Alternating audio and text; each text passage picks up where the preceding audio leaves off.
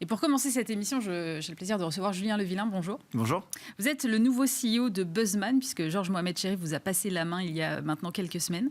Mais Georges est toujours là. Il a gardé le titre de président et surtout de directeur de Créa. Vous n'avez pas trouvé mieux, en fait? Non, c'est difficile de trouver mieux.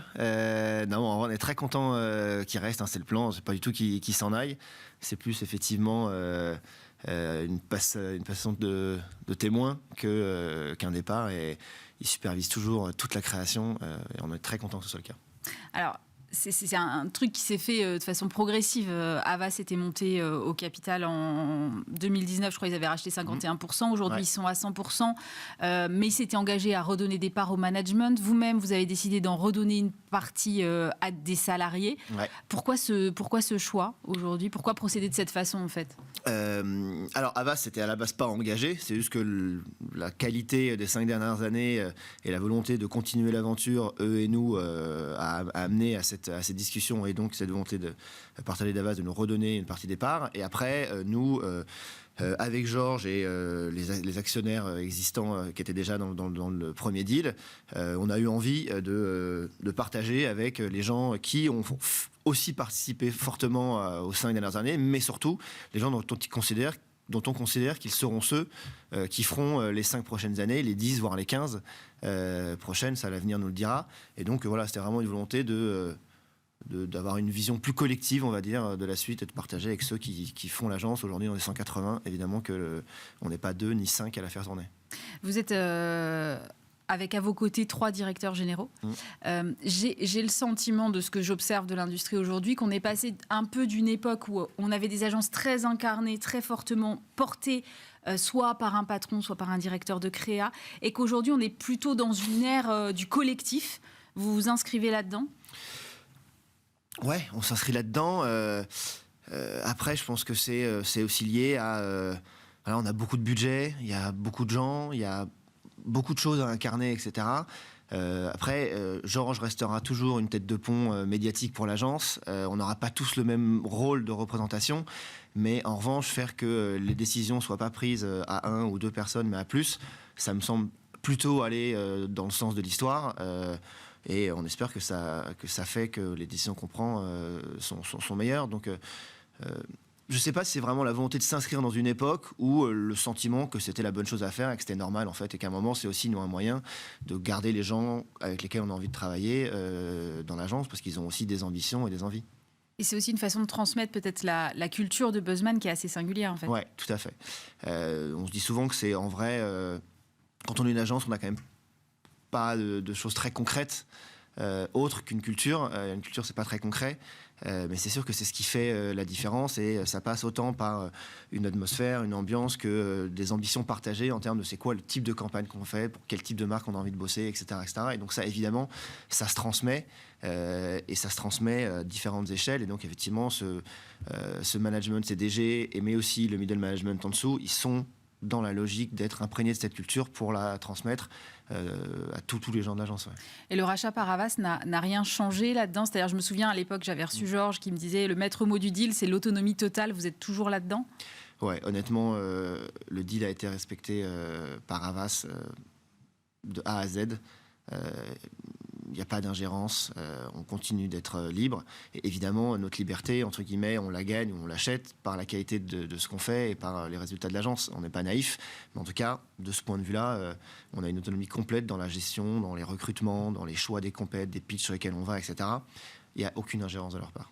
Cette réorganisation, elle change quelque chose dans votre façon de travailler aujourd'hui? Dans la façon de travailler, pas réellement. Je pense que cette réorganisation elle ancre des choses qui existaient quand même plus ou moins déjà, ou en tout cas qui étaient en chemin. Donc il n'y a pas des transformations majeures dans la manière de travailler. Non, je ne trouve pas. Votre client, sans doute le plus emblématique, c'est Burger King. Et ça fait 10 ans de campagne cette année. Exactement. Qu'est-ce qui caractérise cette relation? Ça va être un peu cliché, mais je pense que c'est quand même il y a un niveau de confiance entre eux et nous qui est très élevé. On nous demande souvent, des clients nous demandent mais comment vous faites pour faire ça avec Burger King? Et c'est ça, en fait, c'est un niveau de confiance qui est avec le recul et quand on regarde le marché, qui est quand même assez hallucinant. parce qu'il y a quand même énormément de volume. C'est 10 ans de campagne, mais aujourd'hui, c'est 50 campagnes par an.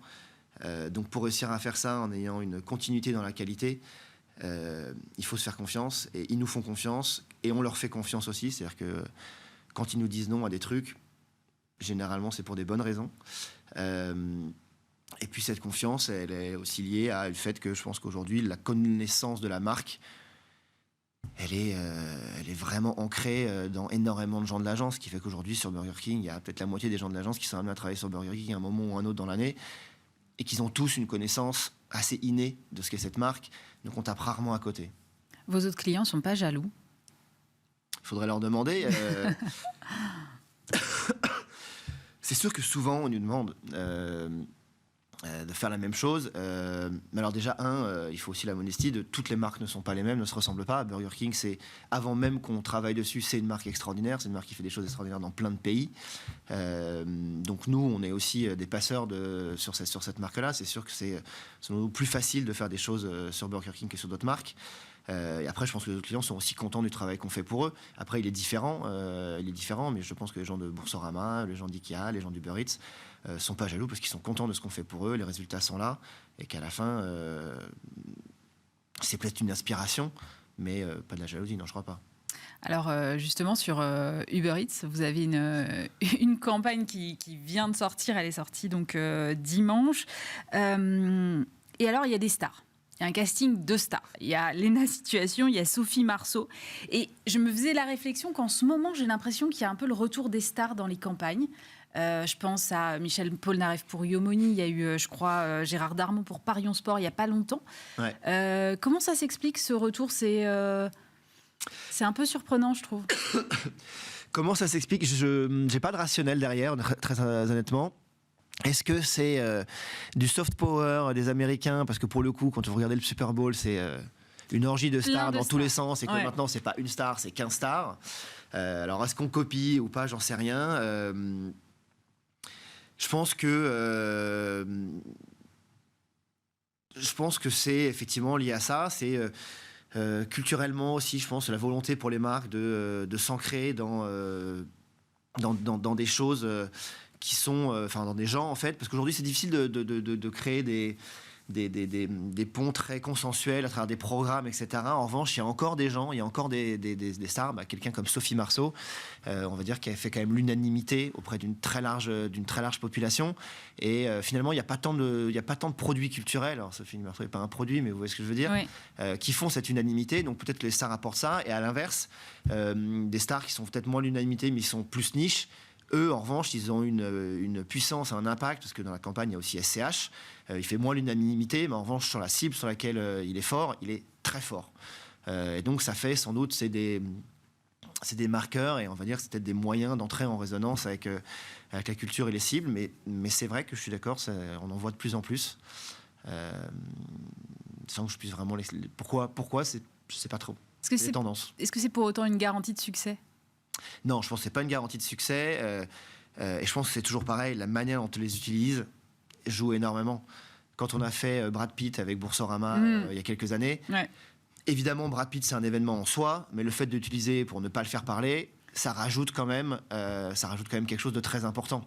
Nous, on ne croit pas trop à l'usage de stars en homme sandwich. L'idée, c'est comment est-ce qu'on l'utilise d'une manière qui est soit inattendue, soit qui a un clin d'œil à quelque chose qui est vraiment très lié à eux. Et donc c'est quand même là où il y a quand même besoin de la création. C'est pas juste un outil qu'on utilise et puis après, ça marche tout seul. Et ils sont faciles à convaincre ? Je pense qu'il y a différents facteurs qui jouent. Les marques et le projet. La création, globalement, on va pas se mentir, c'est plutôt une galère. Ils n'ont pas toujours très envie. Ça va beaucoup dépendre de leurs actualités. S'ils ont des actualités personnelles très fortes, ils peuvent ne pas avoir envie de mêler à ça une campagne commerciale. D'autres, au contraire, vont le voir comme une manière de mettre un spotlight sur eux et donc de rendre leur actualité plus visible. Franchement, les marques, ça joue beaucoup. Je pense qu'évidemment, les grandes marques de luxe, les grandes marques de mode, etc., c'est plus facile. Donc, c'est pas simple. Quand on se lance là-dedans, faut avoir en tête qu'on peut se prendre des murs. Mais en revanche, c'est quand même assez excitant, c'est quand même assez marrant. Quelle serait votre vision, vos envies, vos ambitions pour Buzzman sur les 5-10 prochaines années maintenant que vous en êtes à la tête?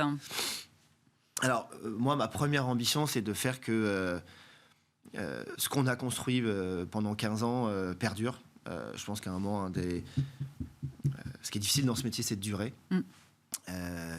Donc si dans 10 ans ou dans 5 ans, Buzzman est toujours une des agences la plus grosse réputation créative dans Paris, ce sera déjà un succès. Et après, l'autre ambition, c'est qu'il y ait des gens beaucoup plus talentueux que moi, beaucoup plus talentueux que Georges, qui prennent les rênes de l'agence. Ça, c'est la deuxième ambition, c'est de réussir à faire éclore des gens qui ont des talents hors normes. Merci beaucoup, Julien Levillain. Je rappelle que vous êtes le nouveau CEO de Buzzman.